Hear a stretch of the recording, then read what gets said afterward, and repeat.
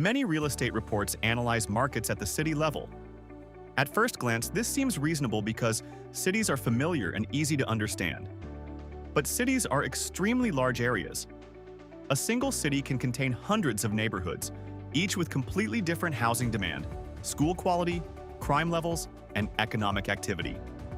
When we analyze such a large area using a single average price, we are blending together strong neighborhoods, weak neighborhoods, and everything in between.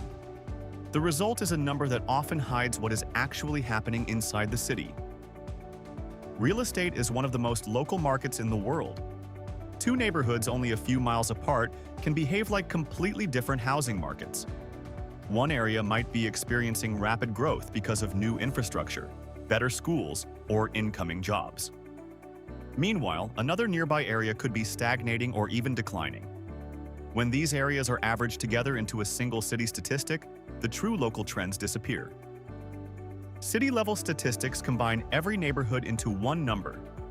That means high-growth areas, stable areas, and struggling areas are all blended together.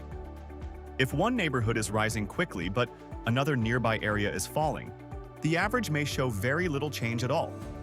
For investors trying to identify strong housing markets, this can be extremely misleading because the best performing areas are hidden inside the average. One way to reveal these hidden patterns is by analyzing data at the zip code level.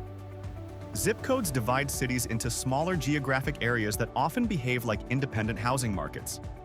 Because zip codes are smaller than entire cities, they allow us to see where demand is rising, where prices are stagnating, and where markets may be weakening.